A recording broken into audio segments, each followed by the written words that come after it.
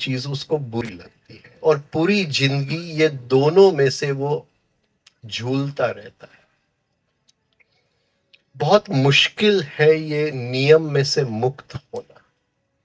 ये जो द्वैत है कि कहीं मैं अट्रैक्ट होता हूं, कहीं खींचता हूं, कोई चीज अच्छी लगी है वहां खींचान हो गया, कोई बात सुनी वहां खींचान हो गया, और अब आकर्षण, कोई चीज अच्छी नहीं लगी वहां से भागना हुआ, कहीं लगा कि यहां सुविधा नहीं है तो यहां से भागना हुआ, कहीं लगा तो यहां दुख है तो वहां से भागना हुआ।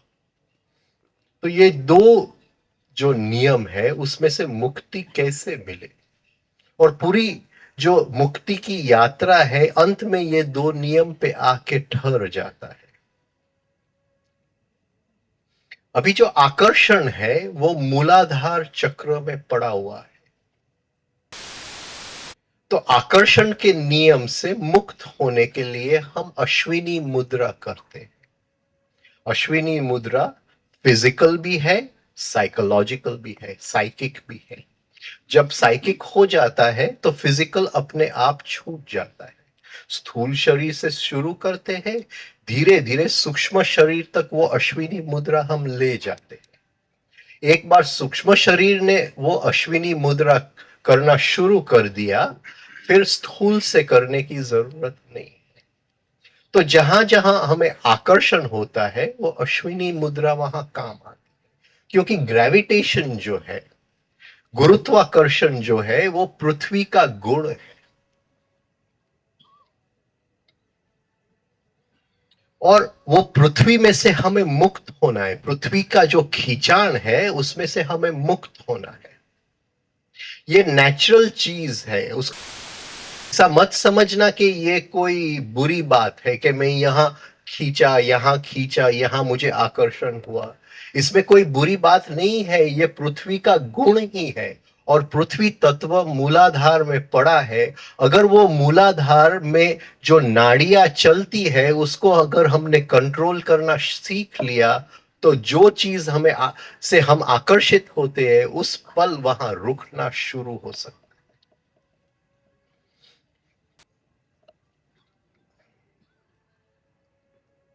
अप आकर्षण जो है वो स्वाधिष्ठान में पड़ा है,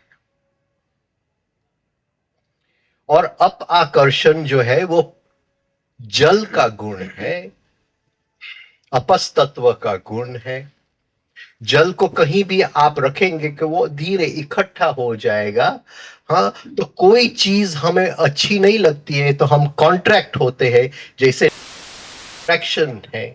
हाँ, फिजिक्स उसको दे एनोमॉलस कॉन्ट्रैक्शन ऑफ वाटर कहते हैं।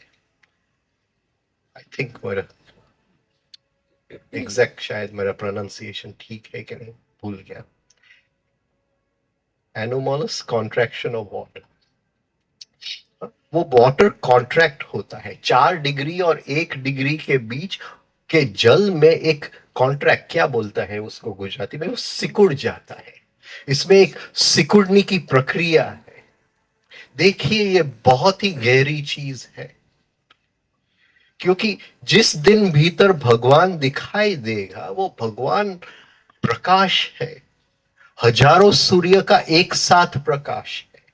और एक झलक मिलेगी, हम झलक मिलते ही आंख बंद कर देंगे, हम देखने के आदी ही नहीं है। जहां प्रकाश है हम अपने आप सुख उड़ जाते हैं। उसका प्रैक्टिस बनाना पड़ता है, उसकी एक आदत बनानी पड़ती है, भीतर उसका संस्कार बनाना पड़ता है कि वो भगवान का जब खुलता है वो प्रकाश, वो भीतर देखने के लिए हम उसको तैयार होना चाहिए। तो ये जो कॉन्ट्रैक्शन है, ये जो सिकुड़ना है, वो स्वाधिष्ठान चक्र में पड़ा है, और उसके साथ हम वज्र नाड़ी से काम करते हैं। तो ये जो मूलाधार में सुषुम्ना और स्वाधिष्ठान में वज्र नाड़ी, ये दो नाड़ियों के साथ अगर हम काम कर सके तो धीरे धीरे एक स्थूल लेवल पे, क्योंकि जो हम काम करेंगे बहुत स्थूल ही काम करेंगे, वो स्थूल लेवल पे, स्थूल आयाम पे एक ये जो आकर्षण और अप आकर्षण का नियम है, उसमें से थोड़ी मुक्ति मिले।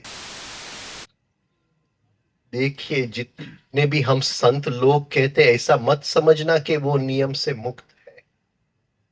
बहुत कठिन है इस नियम से मुक्त। उसको भी ऐसा कुछ हो जाता है, उसकी आंख ऐसी हो जाती है, समझना कि वो आकर्षण के नियम के अधीन है, ऐसा मत समझना। बहुत प्रयास करना पड़ता है इसके लिए। अभी जो हमें सुषुम्ना नाड़ी की थोड़ी संवेदना मिल जाए, थोड़ी उसकी स्वाद मिल जाए, तब तक हमें अश्विनी मुद्रा फिजिकल करना है, यानी गुद्दा का भाग को टाइट रिलैक्स, टाइट रिलैक्स। अगर हम रिदमिक ब्रीदिंग के साथ करते, एक श्वास में टाइट किया, छोड़ दिया, फिर से एक 3 में टाइट किया, 5-6 में छोड़ दिया। ऐसे एक एक मिनट करके हम 5 मिनट तक पहुंच सकते हैं।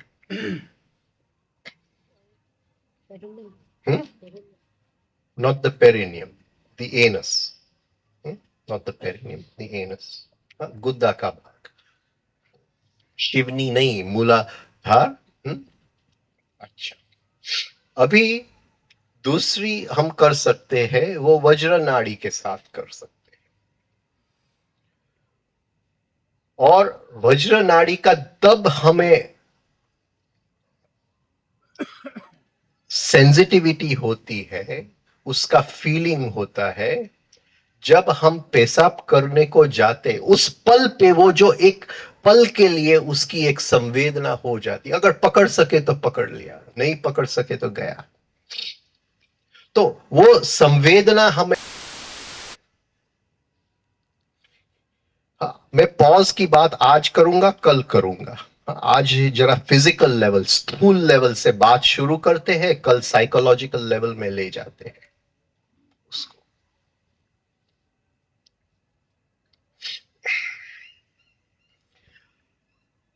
तो जब तक ये दो नाड़ियों को हम पहचान नहीं सकते, उसकी संवेदना नहीं मिलती है, उसकी स्वाद नहीं मिलती है, तब तक ये स्थूल प्रैक्टिस हम करते हैं।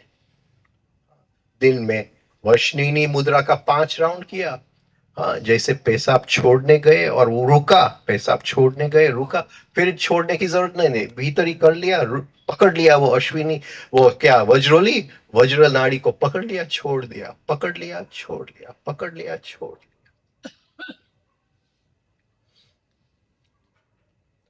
अभी उसका बार ये दो नाड़ी आपको पकड़ में आ गया और 6 महीने आपको लगेंगे।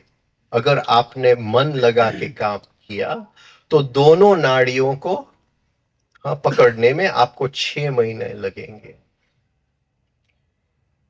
बहुत दफे जैनों के ग्रुप्स में ये जो तावड़िया जी की एक्सरसाइजेस है, वो सिखाने का हमें आमंत्रण भी मिला है और हम गए भी हैं। बहुत आज के जो नामदार महाराज साहिब है, उसके साथ पहचान भी है, और वो कहीं भी हो वो बुलाते हैं और वो प्राइवेट में बात करते हैं। एक चीज जो मैंने देखा है, जो प्राइवेट में जब वो मिल, अच्छे अच्छे बड़े महाराज साहब की बात करता हूँ, उसमें से कईयों को तो नाम इतना प्रख्यात है कि वो कहते कि महावीर के जो कुछ आगम है वो उनके पास ही है। वो मुझे रूम में बिठाते और कहते हैं कि ये सेक्स एनर्जी का क्या करना, हमको तो ब्रह्मचर्य रहना पड़ता है। ये जो सेक्स एनर्जी के लिए हमें क्या करना चाहिए, आप कोई टेक्निक हमें बताओ, आप कोई क्रिया हमें बताओ कि उसमें से मुक्ति कैसे मिले। वो परेशान करती है, और एक बार वो साधु समाज में आ गया, फिर वो शादी नहीं कर सकते हैं, क्योंकि एक क्या आवरण आ गया, एक नाम का आवरण आ गया। हाँ, तो वो क्या करना चाहिए? तो मैं उसको वज्रोली मुद्रा सिखाता हूं। ये बहुत है, अगर ठीक से सीख लिया तो स्थूल जो सेक्स की आकर्षण है उसमें से ऐसे समझो 70-80% मुक्ति मिल जाती। बहुत ही नॉर्मल अपना सेक्स लाइफ हो सकता है। तो ये दो मुद्राएं हैं, उसको स्थूल लेवल से शुरू करते हैं। दूसरी चीज उसको क्यों करना है? क्योंकि ये पॉज की बात है, रुकने की बात है। हमारा पूरा जीवन वज्रनाड़ी से चलता है, और जब मृत्यु होती है तो मृत्यु के समय जीव जो है उसको जो खींचता है और जीव जो चलता है आगे यात्रा में, वो वज्र नाड़ी का कमान उसको खींचता है। मुझे मालूम नहीं है मैं हिंदी ठीक से बोला कि नहीं। द बो इज द वज्र नाड़ी, इट्स पुल्ड। तो ये वज्र नाड़ी के ऊपर थोड़ा कंट्रोल आ गया। आप यम को भी कह सकते हैं कि भाई आप जरा 5 मिनट रुको, ठहरो। अगर वो वज्र नाड़ी खींचते तो हम उसको कंट्रोल कर सकते, ठहरो भाई, ये कंट्रोल आ जाए। आप पक्का समय देख के वो जीव को छोड़ सकते हैं, लेकिन इतना कंट्रोल आ जाना चाहिए वज्र नाड़ी के ऊपर। अभी जहां जहां भीतर कामनाएं जगती है, आकर्षण जगता है, आकर्षण में से कामना बनती है। मैं एक चीज मुझे अच्छी लगती है, उसके बाद होता है कि मुझे ये चीज चाहिए। तो 3 नियम में से हम पसार होते हैं। ये बात सब समझ में आती है सबको? आपको नहीं समझ में पूछ लेना। एक तो मेरी हिंदी है डब्बा जैसा, और जो बात मैं कहने जा रहा हूं वो थोड़ी, हाँ, सूक्ष्म बात है, गहरी बात।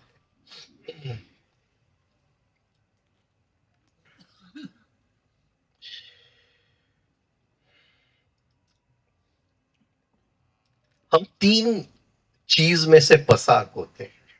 पहली चीज, हमारा ध्यान आकर्षित होता है। ये जो आकर्षित होता है वो इतना स्पीड में हो जाता है कि हमें मालूम ही नहीं पड़ता कि हम आकर्षित हो गए। फिर वो ध्यान हृदय में जाता है, हृदय में से पता चलता है कि अरे ये चीज मुझे अच्छी लगती है। पर जब तक हमें पता चलता है कि ये चीज अच्छी लगती है, वो जो ध्यान का आकर्षण है वो तो कब का हो चुका है। उसके बाद वो मन में चला जाता है और मन इच्छा पैदा करता है कि ये चाहिए। आकर्षित हुआ, अच्छा लगा, कामना उठा, ये चाहिए। तो हम किस लेवल से काम करते हैं? अगर उस लेवल से काम किया कि ये अच्छा लगा, तो तुरंत अश्विनी मुद्रा पकड़ लेना। लेकिन पता चला उसका कामना जगता है भीतर, तो वज्रोली को भी पकड़ लेना। सालों तक ये 2 मुद्राएं मैंने टीवी के सामने बहुत प्रैक्टिस किया है। एक बार वो दोनों नाड़ियों का पता चल गया, और ये दोनों नाड़ियों को ऐसे ही, अभी गुद्दा को टाइट करने की जरूरत नहीं है, ऐसे ही मन से उसको टाइट कर लिया। वो टाइट, वो तो रिलैक्स्ड है, ऐसे ही मन से अश्विनी कर लिया। तो टीवी में कोई सीन है और मेरा ध्यान खींचा जा रहा है, तो फौरन ही अश्विनी मुद्रा कर लेता हूं। हम ना जग गया वो सीन में, हाँ, कुछ सेक्स की इच्छा हो गई, कुछ भीतर रंग हो गया, तो फौरन ही वज्र नाड़ी पकड़ लेता हूं। ये बहुत उपयोगी चीज है। अगर वज्र नाड़ी को ठीक से पकड़ने का ढंग आ गया तो बहुत बड़ा काम अपना हो सकता है। जैसे वो टीवी पे एक सीन चल रहा है और मुझे पता है कि मेरा ध्यान खींच रहा है वो सीन में, जो मेरा सेक्स एनर्जी है वो उत्तेजित हो रहा है, वो अपना लय छोड़ देता है, वो उत्तेजित हो रहा है और शक्ति यहां से वो जा रही है। ये मेरी शक्ति है, उसको मुझे गंवाना नहीं है। ये मूल्यवान शक्ति है, उसको मुझे, मैं क्यों उसको गंवाऊं। वज्र नाड़ी पकड़ लेते हैं। जैसे ही वज्र नाड़ी का बराबर पकड़ना हो गया तो वो जो शक्ति बाहर जाती थी वो फिर से भीतर लौटती है। और जब शक्ति भीतर लौटती है वो पूरा वज्र नाड़ी नीचे से बैकबोन तक, यहां तक ऊपर, उसका भले ऊपर तक नहीं आती है, उसका अलग शाखाएं ऊपर जाती है, उसकी आज बात नहीं करेंगे, लेकिन वो उस जगह पे पहुंचती है जहां हमारा परमात्मा बैठा है।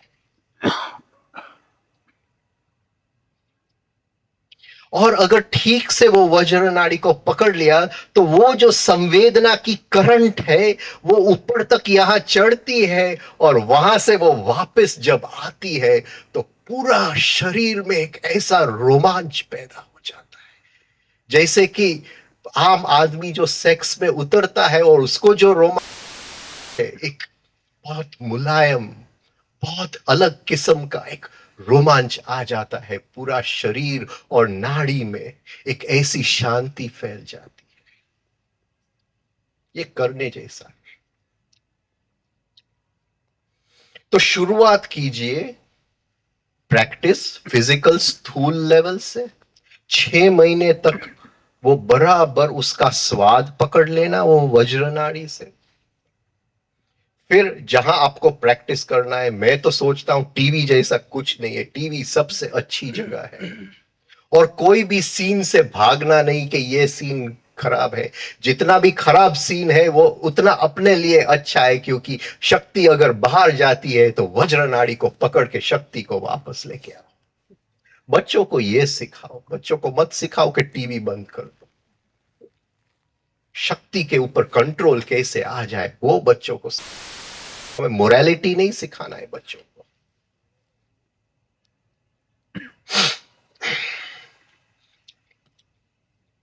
अगर ठीक से बच्चों को ये सिखा दिया 14 साल की उम्र में, 15 साल की उम्र में, 16 साल की उम्र में, तो वो बच्चा अलग हो जाएगा। एक अलग किस्म की उसकी आंख होगी। हमारी आंख कैसी है, अगर कोई साड़ी का पल्लू ऐसे फौरन ही आंख हमारी चली जाती। ये सबकी, इसमें किसी को मैं, ये हमारी हालत है। देखिए अभी बच्चों को अगर ठीक से ये वज्र नाड़ी का ट्रेनिंग दे दिया और उसकी आंख ये नहीं चले, उसमें आकर्षित न, वो अलग किस्म का बच्चा होगा 14 साल उम्र में। ये हो सकता है। इसलिए ये वज्रोली मुद्रा, और बहुत ही जो संवेदनाएं भीतर आती है वो इतना पावरफुल आता है, जैसे कि उस क्षण के लिए परमात्मा ने हमें कुछ उसकी झलक बता दी। जैसे ऐसे हमारा शरीर 5 वोल्ट की एनर्जी से चलती थी, लेकिन एक पल के 20,000 वोल्ट का एनर्जी भीतर आ गया। और आपको क्या चाहिए। तो ये 2 मुद्राएं हैं ये पॉज करने के लिए। अभी ये पॉज थोड़ा आगे हम ले जाएंगे साइकोलॉजिकल लेवल में। यहां तक किसी को कुछ पूछना है, किसी का कोई सवाल है इसमें, तो थोड़ा आगे ले जाते हैं उसको।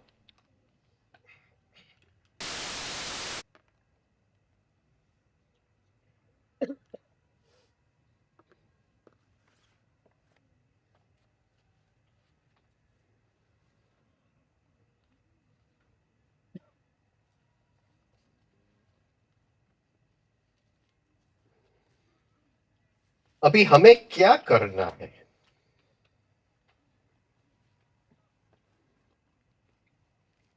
बाहर से कुछ 5 इंद्रियों में से भीतर आता है और भीतर एक प्रतिक्रिया उठती है। ये अगर वो प्रतिक्रिया के साथ हम चले गए तो समझो जीवन का सम्मोहन हमें हो गया, माया की जाल में हम फंस गए। हाँ, और माया की जाल में फंस गए, प्रकृति ने अपनी शक्ति खींच ली। ये खेल समझ ले तुम। खेल कैसा है कि रोज सुबह हमें थोड़ा पॉकेट मनी मिलता है। अभी शाम तक पॉकेट मनी सबको मालूम है क्या? खर्चा पानी, हाँ, खिस्सा खर्चा, खर्चा खिस्सा खर्चा।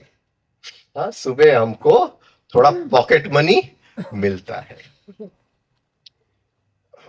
मुझे याद था, मैं कॉलेज के पहले साल में, हाँ, महीना का 50 रुपया मिलता था।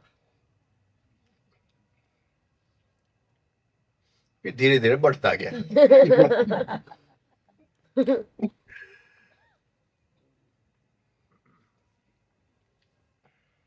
50 पैसा की कोको कोला मिलती थी। कॉलेज जाने के बस की टिकट 10 पैसा की थी। तो 50 रुपया कुछ आता था 50 रुपया में।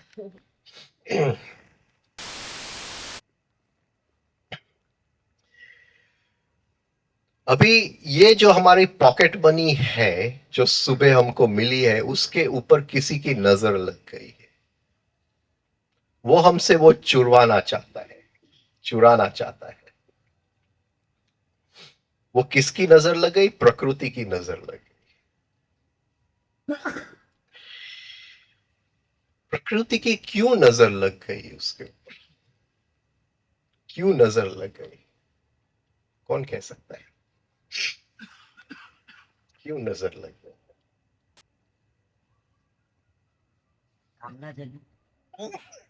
नहीं, ये हमारे भीतर कोई शक्ति आ गई। अगर हमने कामना जग गई तो कौन शक्ति ले गया?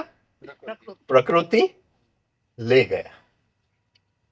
अभी उसको नजर लग गई हमारी पॉकेट मनी ऊपर, वो शक्ति जो हमारे पास है उसके ऊपर उसकी नजर लग गई, नजर लग गई। ये साइंस की बात नहीं है। क्यों नजर लगती है? हाँ, प्रकृति को खुराक चाहिए। खुराक चाहिए, पर क्यों उसको खुराक चाहिए? क्योंकि हमने कहीं चोरी की होगी। नहीं, क्यों उसको, क्यों हमारी पॉकेट मनी उसको क्यों चाहिए? जेलसी। क्यों चाहिए? साइकिल चालू रख। हाँ, साइकिल चालू रखने के लिए आपकी बात बिल्कुल सही है, लेकिन क्यों चाहिए? Pure energy. अच्छा, अभी प्रकृति में क्या क्या आता है? वनस्पति सृष्टि, प्राणी सृष्टि, हाँ, और मनुष्य सृष्टि, राइट? ये 3 सृष्टि प्रकृति में आता है। और ये खास में से कुछ काम ले लेता है। अभी जो पृथ्वी है, वो पृथ्वी कहीं से प्राण लेता है, सूर्य में से लेता है, 6 महीने लेता है, 6 महीने छोड़ता है। और ये जो प्राण वो लेता है, छोड़ता है, वो अपने गर्भ में ले लेता है वो प्राण को, और वो रोटेट करता है, चर्निंग करता है वो प्राण को। जैसे हम क्या बनाते हैं? छाछ बनाते हैं, हाँ, लस्सी बनाते हैं। वो प्राण को पृथ्वी रोटेट करता है। वो प्राण को वो रोटेट करता है, और वो प्राण पृथ्वी में से निकल के अपने वातावरण में आ जाता है। अभी भी है वो प्राण। जुलाई 14 टू जनवरी वो पुराना ही प्राण को रोटेट करके लेता है। जनवरी 14 टू जुलाई 14, हाँ, वो नया प्राण आता है और वो रोटेट करता है। लेकिन ये जो उसका झूलना है, ये जो उसका घुमाना है, वो हर पल चालू है, और वो प्राण बाहर निकलता है। वो प्राण वनस्पति सृष्टि लेती है, वो प्राण प्राणी सृष्टि लेती है, और वो प्राण मनुष्य सृष्टि लेती है। जब मनुष्य किस ढंग से लेता है, वो प्राण वो खाता है, जब हम खाना लेते हैं तो वो प्राण आता है, हर श्वास के साथ वो प्राण भीतर जाता है, और हर पल 5 इंद्रियों में से वो प्राण भीतर जा रहा है, हमें मालूम नहीं है ये जा रहा है। अभी जब वो प्राण भीतर जाता है, उसमें से मनुष्य की शरीर, प्राणी, वनस्पति के शरीर, वो प्राण को जैसे पृथ्वी ने रूपांतरित किया था, वो अपने शरीर में कुछ उसमें ऐड करता है, रूपांतरित करता है, उसको कुछ अलग ढंग उसका बनाता है। जैसे एक फैक्ट्री में रॉ मटेरियल गया और फिनिश प्रोडक्ट बाहर आया, ये हमारी फैक्ट्री में जब वो प्राण आता है, वो कुछ अलग किस्म का बन जाता है। वनस्पति में कुछ प्राण बनता है, प्राणी में, लेकिन जो साइकिक एनर्जी है वो सिर्फ मनुष्य की देह में बनता है, और उसके ऊपर प्रकृति की नजर है।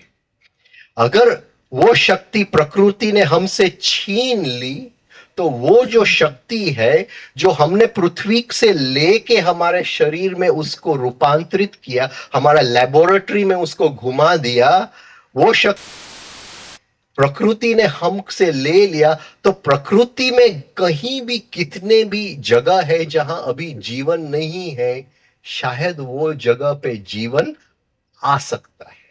अभी समझ में आया मैं क्या कहता हूं? जैसे कि अभी चंद्रमा पे जीवन नहीं है, तो प्रकृति की इच्छा है कि एक दिन चंद्रमा भी जीवंत हो जाए, चंद्रमा में भी वातावरण आ जाए, चंद्रमा में भी वनस्पति खिलने लगे, चंद्रमा में भी प्राणी सृष्टि आ जाए, और शायद मनुष्य सृष्टि भी आ जाए। प्रकृति की ऐसी एक भीतर एक कामना है, एक इच्छा है, और उसके लिए उसको एक जीवंत शक्ति की जरूरत है, जो वो चुराना चाहता है मनुष्य से। वो डायरेक्टली पृथ्वी में से मिल नहीं सकता, क्योंकि जब तक मनुष्य वो प्राण पृथ्वी में से लेता नहीं है, यहां घुमाता नहीं है, तो तब तक वो उसको मिल नहीं सकता। वो चुराना, और उसको तब ही मिलता है जब वो मनुष्य को सम्मोहित कर सकता है।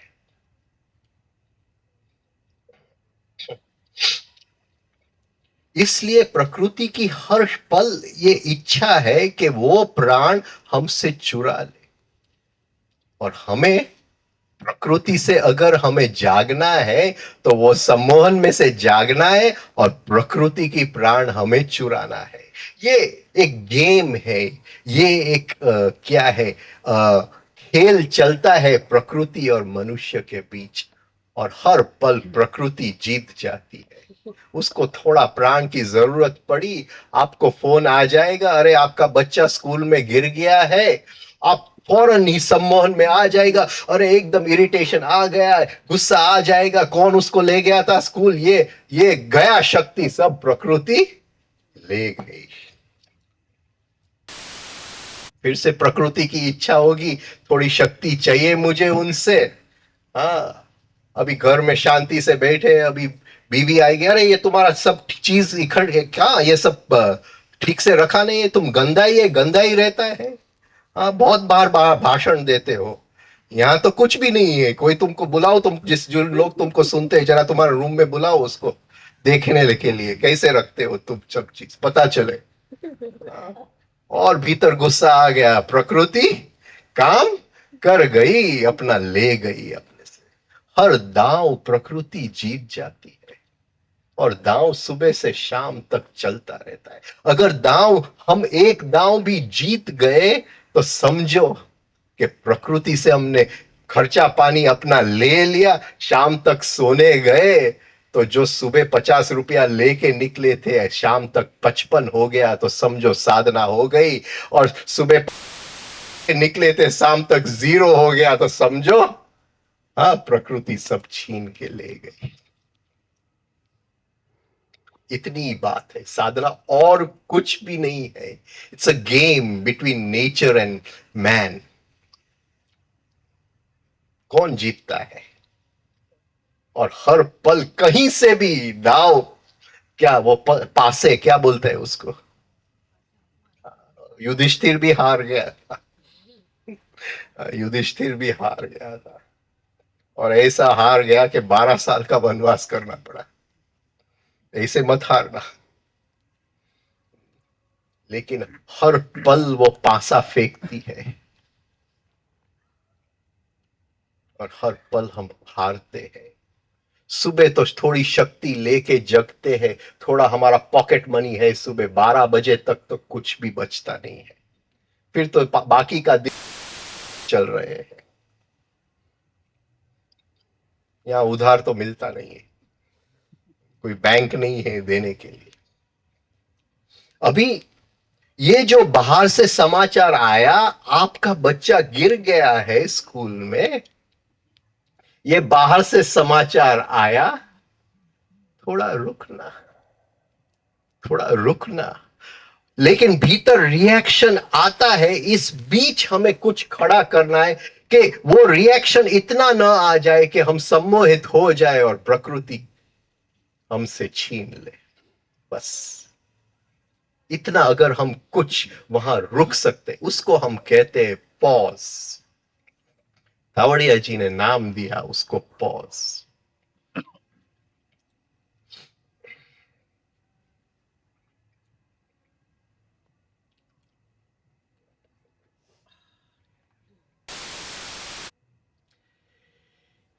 मुझे नहीं आना था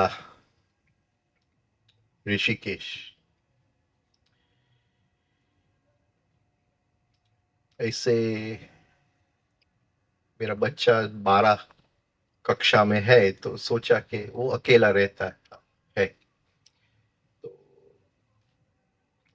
भीतर से था कि उसके साथ ही रहूं। अभी उसको अकेले छोड़ के जाऊंगा तो वो कहां से उसका खाना पानी करेगा, और सुबह वो 6 बजे जाता है और रात को 8 बजे लौटता है, तो कैसे वो सब करेगा।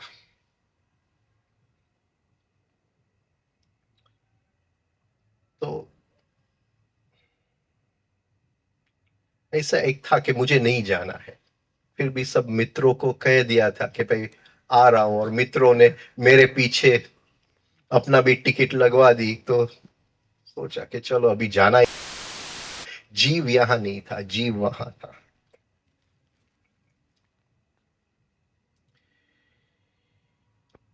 उसको मैं संवेदना लेता था, लेकिन मुझे पता था कि उसमें से मैं मुक्त नहीं हो रहा हूं।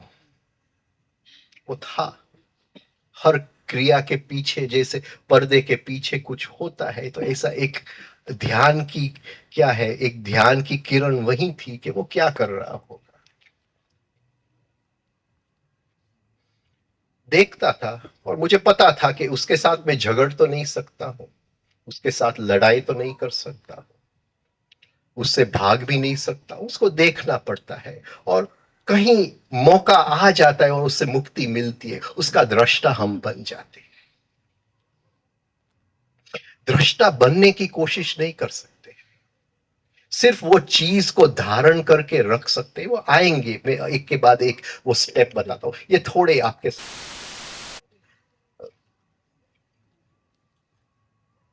परसों रात को एक सपना आया,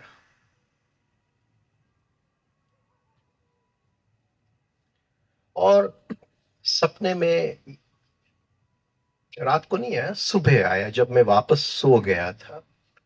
और सपने में थोड़ी जागृति रहती है, इसलिए वो पूरा सपना नहीं होता है, मैं देखने वाला रहता हूं, और वो सपने में से बहुत कुछ सुबह लेके मैं उठता हूं। तो सपने में मैं ट्रेन में जा रहा था, और बच्चों को स्कूल पे छोड़ने जा रहा था। तो देखा तो ये देश का तो नहीं था, कोई और देश का था। ट्रेन भी आज से पता नहीं 60 70 80 साल पहले की थी। मैं पहचान, है वो है, छोटा बच्चा, अपना ही बच्चा है, उसको स्कूल में मैं ले जा रहा हूं। साथ में एक मित्र है, और उसका बच्चा भी वो स्कूल पे ले जा रहा है। और एक के बाद एक स्टेशन आते हैं, स्कूल के पहले 3-4 जो स्टेशन आते हैं, मुझे वो भी दिखाई दिया कि एक स्टेशन पे कितनी अच्छी छोटी छोटी बच्ची आ रही है ट्रेन में, सब स्कूल जाने वाले। तो स्कूल छोड़ा उसको, फिर वो जो मेरा मित्र था उसका नाम था गॉर्डन, वो अपना काम पे चला गया, मैं अपना जॉब पे चला गया। फिर से शाम को मिले, फिर से स्कूल में से बच्चा लेके वापस ट्रेन में वापस घर पे। ऐसा एक बार नहीं, दूसरी बार एक ही सपना में, तीसरी बार ऐसे चलता था। फिर मैं उठा कि वो मेरा बच्चा है कि ये मेरा बच्चा है, कौन है? और वो इतना ही रियल था। और उसी पल मैं अपने बच्चे को याद करता हूं और ऐसे हाथ छूने जाता हूं कि ये है, तो वो जैसे सपने में एक धुआं जैसा सपना उड़ जाता है, वो एक क्या मृग जल जैसा उड़ जाता है। दृष्टा आ गया, बात खत्म हो गई, मुक्ति मिल गई। तो अगर हमने एक एक चीज जहां हम सम्मोहित होते हैं उसको ठीक से हमने पकड़ लिया, ठीक से धारण, दृष्टा को मत जगाना, दृष्टा का अवतरण होता है, वो किस समय होगा हमें मालूम नहीं है, हमें तो सिर्फ वो जगह बनानी है। अगर जगह बना दी, एक दिन भी निकल जाएगा, हफ्ता भी निकल जाएगा, साल भी उसका अवतरण होगा ही होगा। उस पल में जो मुक्ति का आनंद आता है। तो ये जो है, ये छोटी छोटी चीज साधना है। ये कैसे ये प्रकृति के सम्मोहन में से हम मुक्त हुए, उस सम्मोहन को ही तो हम माया कहते हैं। ये माया का पर्दा खुल गया एक छोटी घटना में। तो हम देखते हैं, हाँ, ये कैसे हम कर सकते हैं।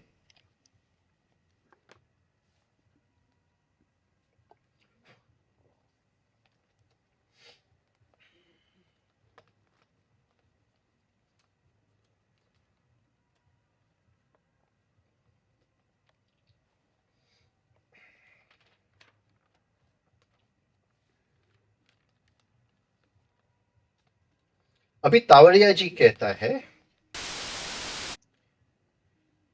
The mind reacts to that which is seen. जो 5 इंद्रियों में से आता है उसके प्रति मन प्रतिक्रिया करती है, मन प्रतिक्रिया करती। Then follows a moment of mind control. फिर एक क्षण आता है जिसको हम वो प्रतिक्रिया को कंट्रोल करने जाते हैं। कल हमने बात की कि non expression of negative emotions. हाँ, इतना तो हम कंट्रोल करें कि आज से हम, हाँ, एक प्रतिज्ञा ले ले कि मैं किसी के ऊपर डालूंगा नहीं। और पहली प्रतिज्ञा शायद कुछ किसी के ऊपर हम डाल भी दे, तो एक प्रतिज्ञा हम ले ले कि किसी को हम दोषी नहीं ठहराएंगे, किसी को हम नीचा नहीं करेंगे। हाँ, नेगेटिव इमोशंस जो है, नकारात्मक भाव है, उसका पूरा है, हाँ, पूरा नीचे से ऊपर। लेकिन सबसे निचला स्थल जो है वो किसी को नीचा करके हमें ऊपर नहीं चढ़ना है। हाँ, उसको नीचा करके मुझे रस नहीं लेना है। ये मेरी बात समझ में, एग्जैक्ट हिंदी उसका मैं नहीं, ये आलोचना नहीं, निंदा नहीं, वो एग्जैक्ट शब्द नहीं है। हाँ, किसी को मैं नीचा करता हूं, दोषी करता हूं, उसको पछड़ाता हूं, हाँ, वो करके हमें ऊपर नहीं चढ़ना है। हमारा अहंकार को खोराक नहीं लेना है, अहंकार को, हाँ, मिठाई नहीं लेना है ये। हाँ, तो इतना तो हम करें, नेगेटिव इमोशंस, किसी को हम नीचा तो नहीं करेंगे, पहले इससे शुरू करते हैं। तो जब ये करते हैं तो उसमें क्या होता है, भीतर तो होता है कि उसको बोल दूं कि भाई तू ऐसी है, हाँ, लेकिन माइंड कंट्रोल आता है, ये कंट्रोल आता है, ये कंट्रोल की शुरुआत हो गई। ऐसा कोई मुझे पूछ रहा था कल के इससे क्या वो दबाना क्या बोलते हैं उसको, सप्रेशन। हाँ, इससे सप्रेशन नहीं होगा। इससे बिल्कुल सप्रेशन की फिक्र मत करना, क्योंकि जब ये करते हैं तो वो एक कॉन्शियस हमारा संकल्प है कि ये करना है। इसमें सप्रेशन की बात ही नहीं है, ये पहले से तय कर दिया है। हाँ, अगर ये मुझसे बड़ी है और उसका मसल्स बड़ा है और मैं उसके ऊपर गुस्सा न कर सकूं तो सप्रेस हो जाता है, वो बात अलग है। लेकिन ये मैं कॉन्शियसली पक्का करता हूं कि मुझे साधना करता है तो यहां तक बोलना आ गया, लेकिन उसको रोक लिया। थोड़ा सप्रेशन हो जाएगा, उसका फिक्र मत करना। उस सप्रेशन के पीछे एक कॉन्शियस डिसीजन है, एक कॉन्शियस निर्णय है, जागृति से भरा हुआ एक, उसका फिक्र मत करो।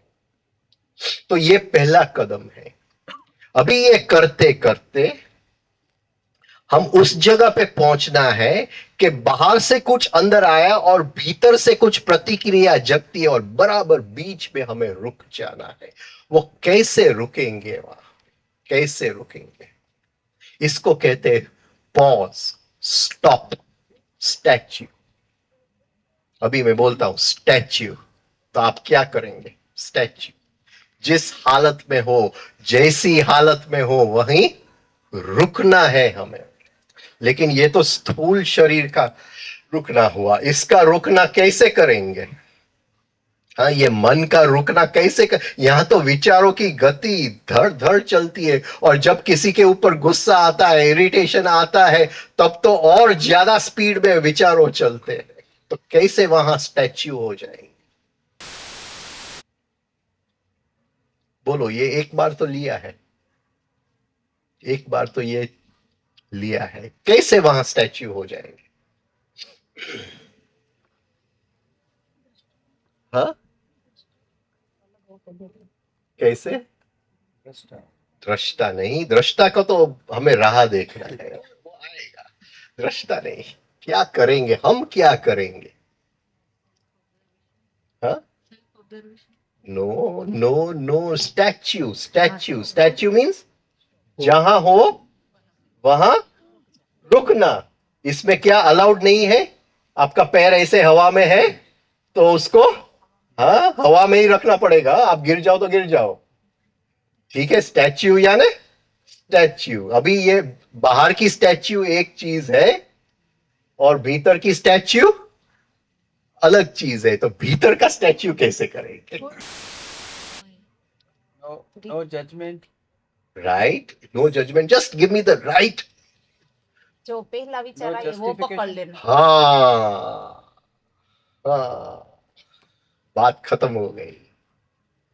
जैसे ही पता चला कि रिएक्शन हो रहा है, वो उस पल में मन में जो विचार है, मैं गुस्से में हूं, मैं गुस्से में हूं, उसको पकड़ के बैठ जाना मन में, स्टैच्यू। वो विचार से आगे मत चलना। Don't bother about anything else. ये टेक्निक है, ये उसका मैं प्रैक्टिकल आपको बता रहा हूं कि क्या करना है। अभी समझ में आया?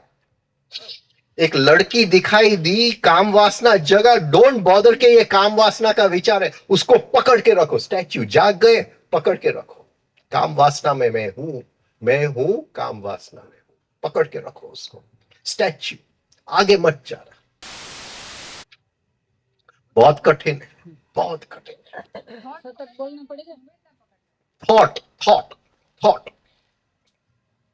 संवेदना आ जाए तो बहुत अच्छी बात है, लेकिन थॉट को पकड़ना है। Hold that thought. आप मन के जंगल के भीतर खड़े हैं, मन के जंगल के, और बहुत बड़ी जंगल है।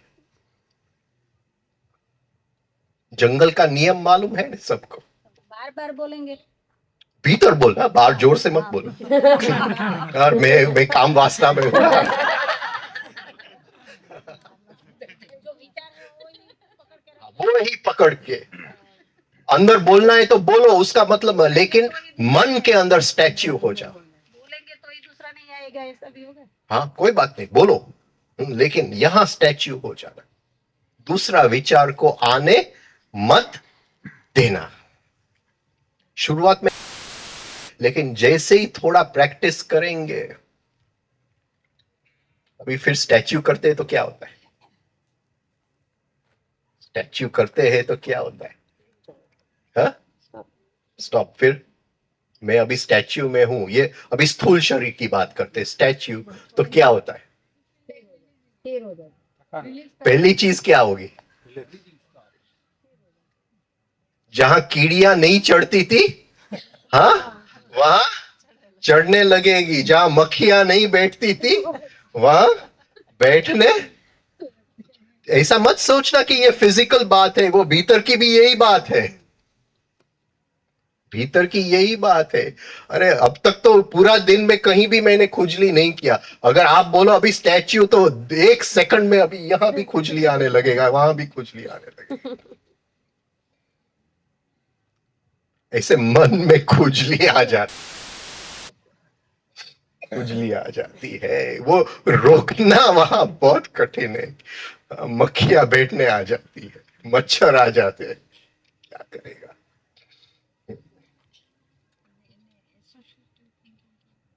Right right, associative thinking. लेकिन एसोसिएटिव तो बहुत ही छोटी चीज है। मैंने आपका ग्रीन देखा, फिर देखा अरे मेरी पत्नी ने उस दिन ग्रीन पहना था, उसमें कोई बहुत जोर नहीं है। लेकिन ये तो मक्खी को उड़ाना ही पड़ेगा, उसमें इतना जोर नहीं है। ये तो जोर से आएगा, जोर से आएगा। और क्योंकि स्टैच्यू रखा है, और जोर से आएगा, जैसे एक रिएक्शन के जोर से आएगा। जंगल का नियम है कि एनिमल्स जो है, वो पहली चीज जिस चीज को पकड़ते हैं वो है, नहीं है कोई जंगल वाला? गोविंद भाई तो है नहीं।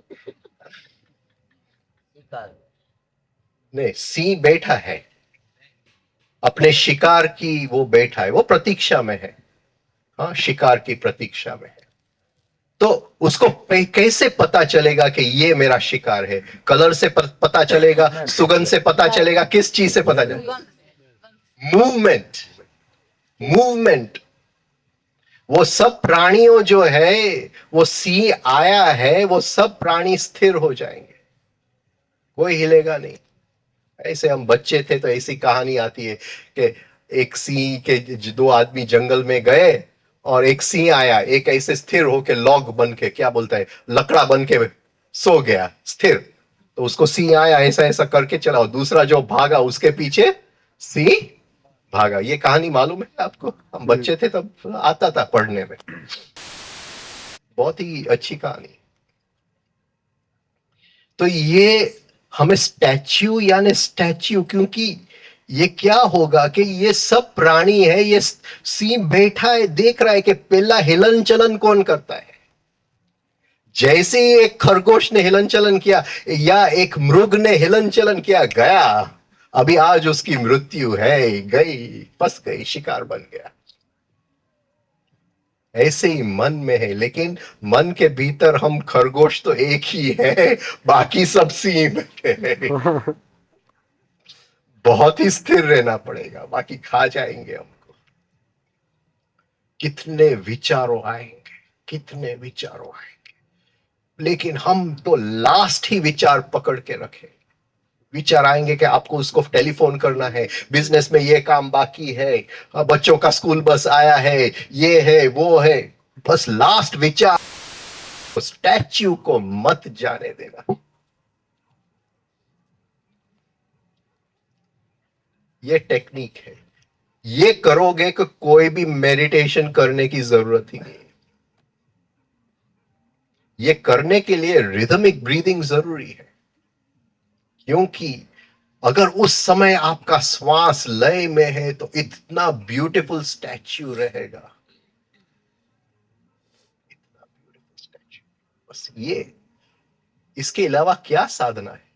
बस ये पल है जब हम सम्मोहित होने वाले हैं, और वो सम्मोहन का जो विचार है उसको हमने पकड़ के बैठ गए हैं। Creative thinking, not breathing in a way. I hope, I hope, I don't think એમાં રહેતા નહીં. પ્રેક્ટિસ કરો. એટલે હું કહું છું કે રિધમિક બ્રીધિંગ કરો. રિધમિક તો આ સ્થિતિ આપોઆપ થશે.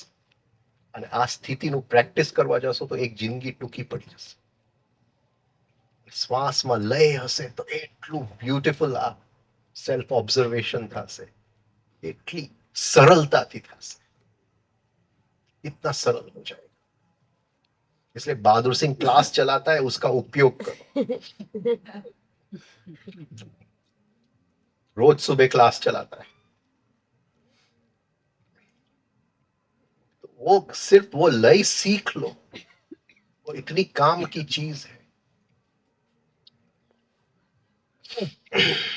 तो अगर उसको हमने पकड़ रखा तो आगे तावड़िया साहब क्या कहते हैं, बाकी आगे कल लेंगे. समय तो खत्म हो गया. 1 मिनट बाद.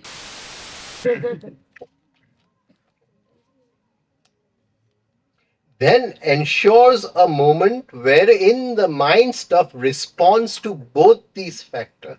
तब एक पल आता है जो भीतर हमारा ध्यान है वो दोनों को रिस्पॉन्स देता है. दोनों यानी क्या चीज? दोनों यानी कौन सी दो चीज?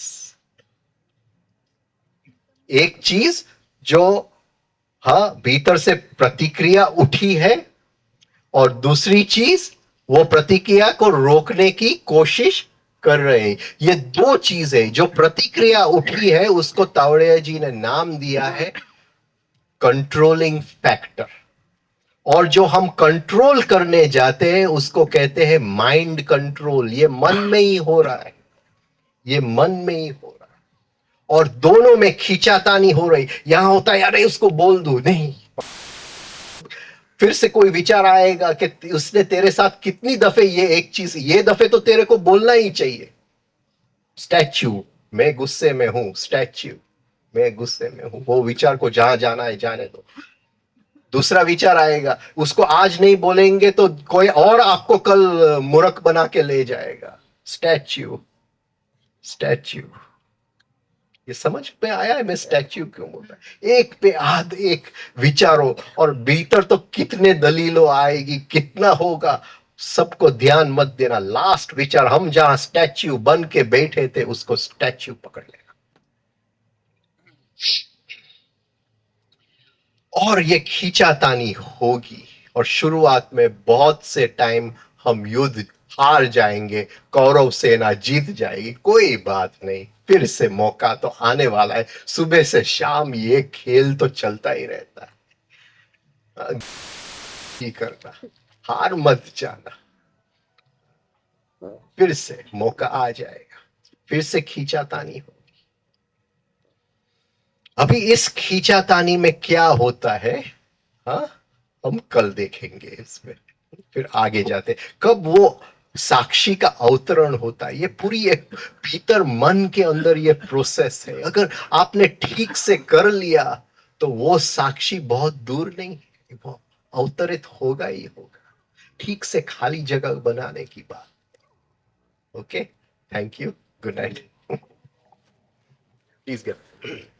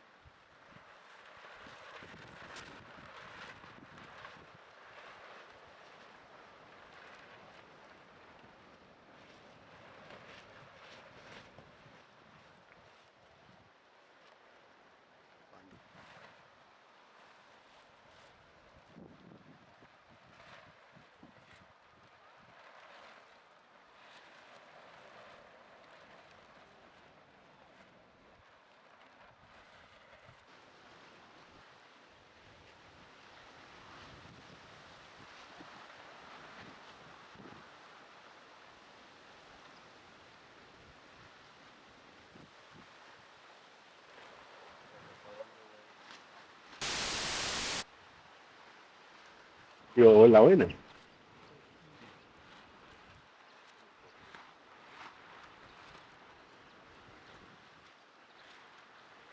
પેલું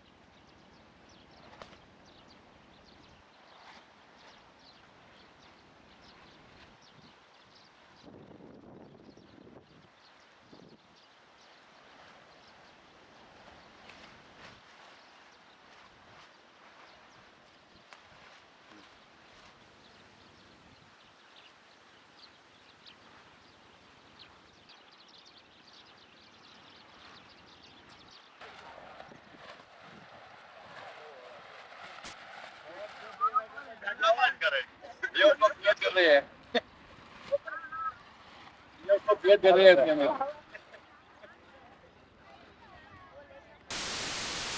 प्लेट कर रहे हैं ये बता दे प्लेट कर रहे हैं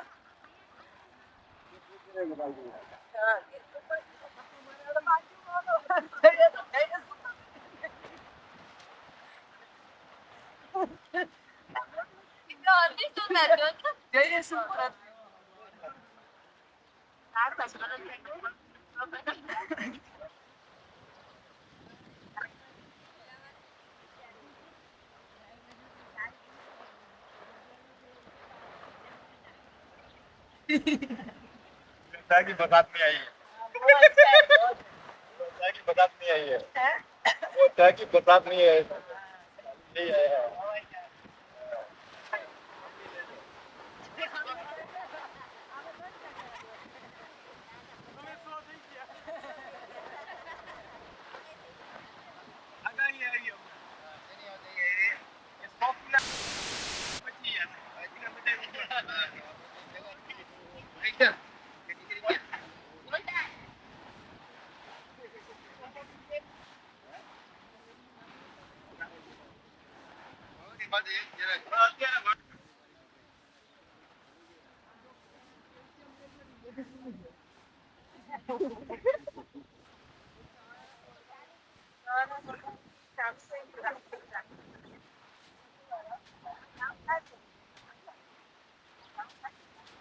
ઠંડુ પાણી બહુ ઠંડુ લાગે હો રાત્રિમાં